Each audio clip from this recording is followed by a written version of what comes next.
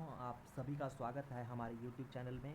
तो दोस्तों, आज हम नई वीडियो के साथ हाजिर हैं और जो आज हमारी वीडियो होगी वो संबंधित है एचएयू से, जो कि है Hisar agriculture university, the one of the biggest Asia's agriculture university के बारे में जो हम बात करने वाले हैं।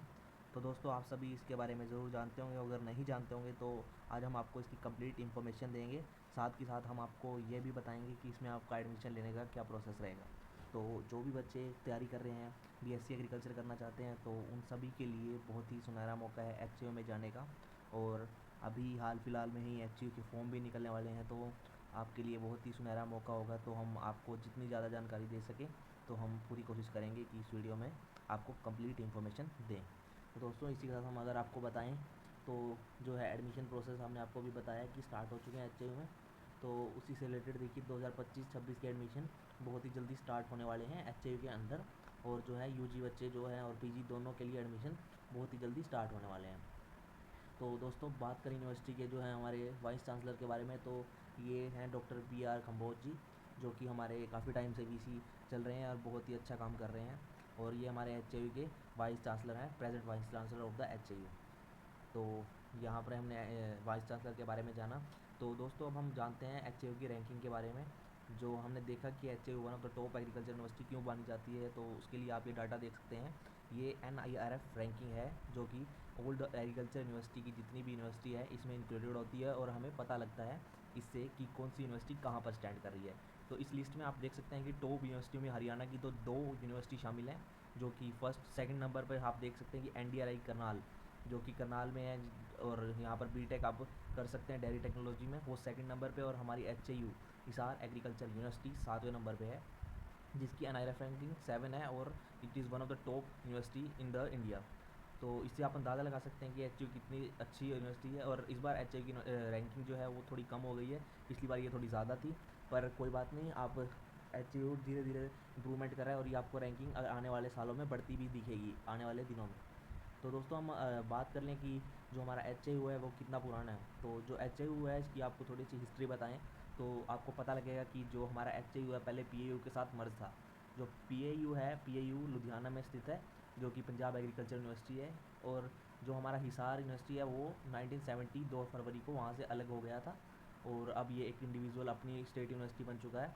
और आपको हम जब कहते हैं कि biggest agriculture university in Asia है, तो यहाँ पर आपको डाटा भी हमने प्रोवाइड करवाया है कि क्यों है। तो आप यहाँ देख सकते हैं कि इसका जो मेन टोटल कैंपस है वो है 8645 एकड़ में। तो आप यहाँ से अंदाज़ा लगा सकते हैं कि कितनी बड़ी यूनिवर्सिटी है। और यहाँ पर जो मेन कैंपस है, ओनली मेन कैंपस, वो 7219 एकड़ में फैला हुआ है। तो देखिए दोस्तों, इतनी बड़ी यूनिवर्सिटी है, एग्रीकल्चर यूनिवर्सिटी है, और यहाँ पर आपके पास ढेर सारी अपॉर्चुनिटी हैं, आप एग्रीकल्चर फील्ड में बहुत सारा अच्छा कर सकते हैं। तो one of the best platform for the agriculture HU माना जाता है। तो आइए दोस्तों, हम कॉलेज के बारे में बात कर रहे हैं, तो फर्दर हम अब मेन कैंपस और बाकी 3 कैंपस जो हमारे पास हैं एचयू में।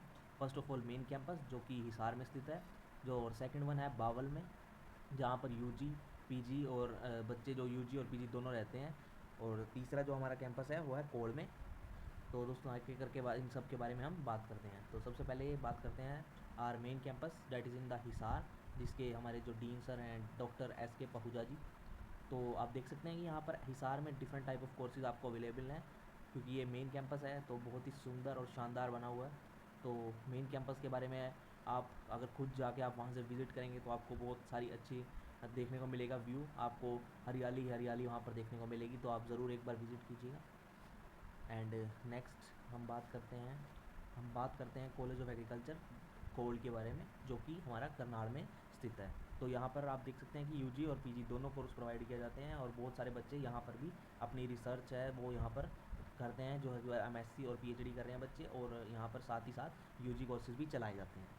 और इसके बाद हम बात करें तो है थर्ड कैंपस, वो है बावल में। तो ये कैंपस बड़ा ही फेमस है। तो इसका फेमस होने का कारण हम आपको ज़रूर बताएंगे, क्योंकि जो बच्चे AET करते हैं, AET यानी कि 2+4, यानी आप 10th के बाद से ही BSc एग्रीकल्चर में जुड़ जाते हैं, आप एग्रीकल्चर से जुड़ जाते हैं। जो बच्चे 2+4 होते हैं वो सारे बच्चे बावड़ में ही पढ़ाई करते हैं। तो यहाँ पर ऑलमोस्ट 55 नंबर ऑफ सीट इस टाइम हमारे बावड़ में प्रेजेंट है यूजी वाले बच्चों के लिए, जो 10th के बाद एग्रीकल्चर करना चाहते हैं। और ये रेवाड़ी में, हमारे रेवाड़ी से बहुत, रेवाड़ी के देखो distance of 12 kilometre from the Rewari, और ये है, और अपना बहुत ही शानदार कैंपस बना हुआ है यहाँ पर ये। और जो हमारे यहाँ के जो प्रिंसिपल हैं डॉक्टर नरेश कौशिक, यहाँ इस टाइम जो है बावल कैंपस को लीड कर रहे हैं। तो यहाँ पर हमने अभी बात की तीनों कैंपस के बारे में। तो दोस्तों आपको पता है जैसे कि एच ने नोटिस निकाल चुका है एडमिशन के बारे में, तो बहुत ही जल्द बाकी इन्फॉर्मेशन आपको साइट पे देखने को मिलने स्टार्ट हो जाएगी। तो इस पेज के जरिए हम आपको ये बताना चाहते हैं कि यहाँ पर डिफरेंट टाइप ऑफ कोर्सेज आपको अवेलेबल हैं, जैसे कि बीएससी एग्रीकल्चर 6 ईयर 2+4 जो कि 10th के बाद होता है, और उसके बाद जो 10+2 यानी 12th के बाद आप जो भी ये बच्चे हैं वो पीसीएम करके आ रहे हैं, पीसीबी करके आ रहे हैं, या पीसीएमबी करके आ रहे हैं, या फिर वो एग्रीकल्चर बैकग्राउंड से आ रहे हैं, तो उनके लिए भी डिफरेंट कोर्सेज अवेलेबल हैं यहाँ पर। तो आप देख सकते हैं कि आप बीएससी एग्रीकल्चर कर सकते हैं 4 ईयर में, आप बीएफएससी कर सकते हैं फिशरीज़ में, आप BSc honours in community science कर सकते हैं, और आप बीटेक भी कर सकते हैं एग्रीकल्चर इंजीनियरिंग में। तो यहाँ पर डिफरेंट यूजी कोर्सेज आपको हम दिखा रहे हैं, और साथ ही साथ यहाँ पर एमएससी कोर्सेज भी अवेलेबल हैं वो डिफरेंट टाइप ऑफ कोर्सेज में, और साथ ही साथ पीएचडी भी। तो हमने आपको यहाँ पर यूजी की जानकारी देने की कोशिश की है। तो अगर हम देख रहे हैं कि हमें एडमिशन लेना है तो हमें इसकी एलिजिबिलिटी भी पता होनी चाहिए। तो दोस्तों एक बार एलिजिबिलिटी देख लेते हैं कि क्या एलिजिबिलिटी है कि हम इसके लिए हम अपीयर हो सकें। तो दोस्तों आप देख सकते हैं कि मिनिमम एजुकेशन रिक्वायरमेंट क्या है। अगर आप 4 ईयर वाले बच्चे हैं यानी कि 12th के बाद अगर आप पेपर दे रहे हैं तो आपने कम से कम PCMB या फिर PCM या फिर आपने PCMB की हो, और या फिर आपने एग्रीकल्चर बैकग्राउंड लिया हो, और आपकी एज लिमिट है वो 16 मिनिमम 16 होनी चाहिए, या उससे ज़्यादा होगी तो कोई बात नहीं होगी। तो डिफरेंट कोर्सेज़ के लिए ये सेम ही है, जैसे कि BSc एग्री बिजनेस मैनेजमेंट भी यहाँ पर गिवन है, उसके लिए भी सेम डाटा है। और भी जो कोर्सेज़ हैं यहाँ पर जैसे कि बीटेक और फिशरीज़ BFSC, ऐसे ही हम बात करें कम्युनिटी साइंस, और इन सब के लिए आपके पास ऑलमोस्ट सेम है। बस यहाँ पर अगर हम बात करते हैं BSc 2+4 के बारे में, तो यहाँ पर थोड़ा सा चेंज है। यहाँ पर आपकी एज मिनिमम जो है 14 ईयर्स आपको चाहिए, और आपकी मैट्रिक में मिनिमम 60% होनी चाहिए, और जो यहाँ पर रिलैक्सेशन दी जाती है SC ST कैटेगरी को और PW कैंडिडेट को कि आप 57% आप ला के आपके मिनिमम 57% ही होने चाहिए, या फिर उससे ज़्यादा होने चाहिए। तो ये आपके जो है एलिजिबिलिटी क्राइटेरिया है कि आप इतने मार्क्स आप मिनिमम लाएं ताकि आप पेपर में बैठने के लिए एलिजिबल हो सकें। तो हमने यहाँ पर बात की कि एलिजिबिलिटी के बारे में, तो ज़रा सा हम पेपर पैटर्न को भी समझते हैं कि पेपर में सवाल आते कैसे हैं और कहाँ से पूछे जाते हैं। तो ये पर हमने डाटा कलेक्ट किया हो, तो यहाँ पर देखिए आप BSc 4 ईयर प्रोग्राम इन फिशरीज़ के बारे में। तो फिशरीज़ में दोस्तों आप देख सकते हैं ये ऑलमोस्ट सबके लिए सेम होता है, फिशरीज़ हो, एग्री बिजनेस मैनेजमेंट हो, या फिर आपका BSc 4 ईयर हो। उसमें आपके पास टोटल 3 सब्जेक्ट होते हैं, बायोलॉजी, मैथ्स, अब चार आपके पास, बल्कि बायोलॉजी, मैथ्स और एग्रीकल्चर में आपके पास चॉइस होती है जो भी आपका सब्जेक्ट है, और आपके पास फिजिक्स और केमिस्ट्री दोनों सब सब्जेक्टों के लिए सेम रहती है। तो यहाँ पर आप देख सकते हैं कि जो बायोलॉजी, मैथ्स और एग्रीकल्चर के मोस्ट क्वेश्चन आते हैं, जैसे कि 100 क्वेश्चन यहाँ पर पूछे जाते हैं, और केमिस्ट्री के 50 क्वेश्चन, फिजिक्स के भी 50 क्वेश्चन, और ईच जो क्वेश्चन है वो कैरी करता है 0.5 मार्क्स। और बात करें हम 10th बेस वाले बच्चों के लिए, तो उनके लिए है जनरल एप्टीट्यूड इन एग्रीकल्चर, जिसके अब 40 क्वेश्चन पूछे जाते हैं। पहले 60 पूछे जाते थे, अब 40 पूछे जाते हैं, और जनरल साइंस 60 की पूछी जाती है।